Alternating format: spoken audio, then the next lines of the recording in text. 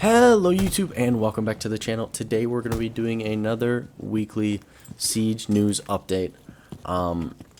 This past week they released the patch for year 10 season 3.3, I think it was called, and it was basically the mid-season patch for this season. Made a couple changes. I don't think there were any nerfs. They're trying to stick to their promise that they made last week of trying to have more buffs than nerfs, trying to make Siege more fun rather than just nerfing things all the time. So far they're sticking to it. There's a couple decent changes that they made. But yeah, that being said, let's just get into it. In this latest edition of Designer Notes, we'll go into detail about the balancing changes that'll come with the Year 10 Season 3.3 update and give you some insight into the reasons behind them. Operator balancing, Denari. After statistical analysis and player feedback on Denari, we've decided to revert some of the changes from previous patches.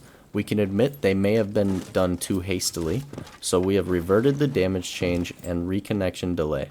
In addition, the Glaive 12 has not performed the way we expected, and it is receiving a package of buffs to make the weapon more viable in gunfights. We've also taken in and understand feedback about its ability to create rotation holes feeling tedious. While slug shotguns can be used for rotation holes, the Glaive 12 primarily complements Denari's trip connectors for precise lines of sight, footholes, and head holes. So basically they're saying his shotgun isn't supposed to be made to make rotates. They just gave it to him so that he can make holes and have cool setups with his traps. So the actual changes they made to the trip connector, the laser deals 20 damage.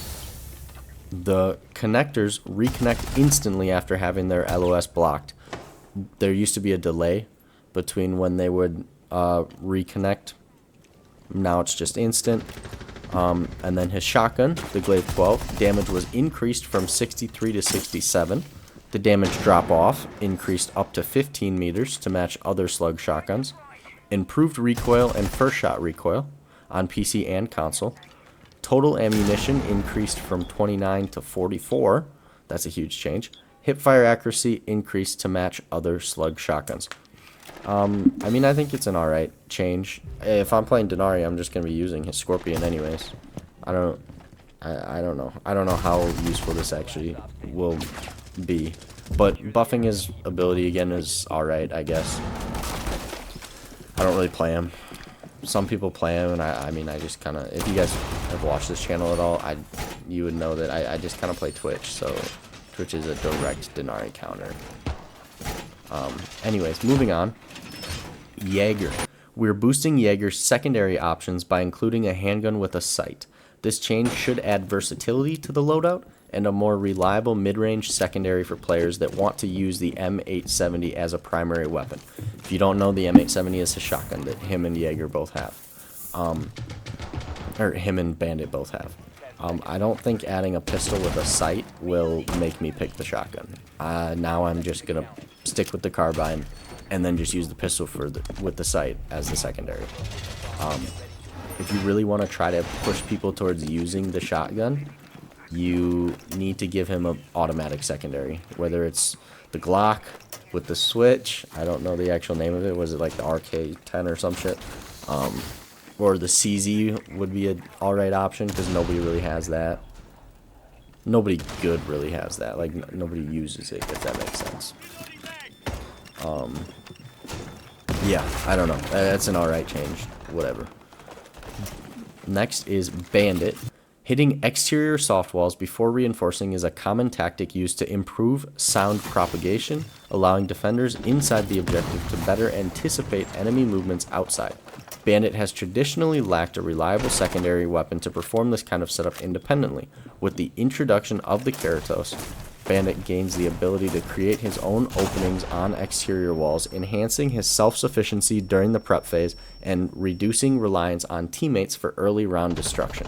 So the Bandit gained the Keratos 357. That's the Magnum looking thing. Not quite the Deagle, but just the Magnum, the revolver that Wamai has.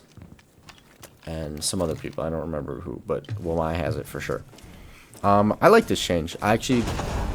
did use the Keratos this week on Bandit just to help open up walls so I can Bandit trick and hear a little better. Good change. Next is Solus, and she gets her detection range was set to 20 from 12 meters. Her overclock duration is set to 15 seconds from 10. Her minimum charge to activate is set to 25%. It was 50. And her loadout, she is given her impacts back and in exchange for her bulletproof. Solus's use of her ability has not improved after the latest changes. Players don't get enough benefit from it, and we want to attend to this. We are reviewing her ability configuration and buffing a few parameters. The range of the ability will be increased along with its overclock duration. We are also bringing back the impact nades in her loadout to make her a more versatile roamer. I like these changes.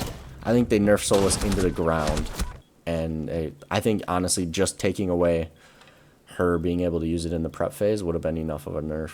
I don't think she needed as much as she got, but having impacts is very useful because the whole point of playing Solus is, well, one, you can try to make plays by seeing where drones are and avoiding them and stuff, but it also allows you to play from above or below the bomb site to see where they're planting.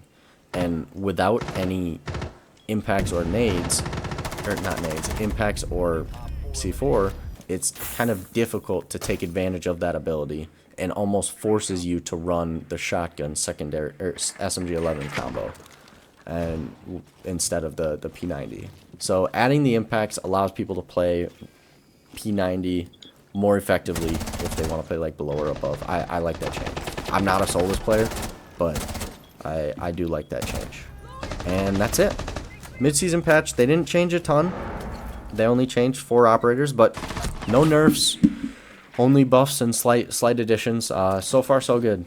I really am looking forward to seeing them actually make changes that they said they were going to make in last week's post that they made on Twitter. But yeah, that being said, let me know how you guys feel about these changes. Are they good? Are they bad? Do you think that they should have changed something else? Buffed a different operator? Whatever else, just let me know. And I will see you guys in the next one. Bye.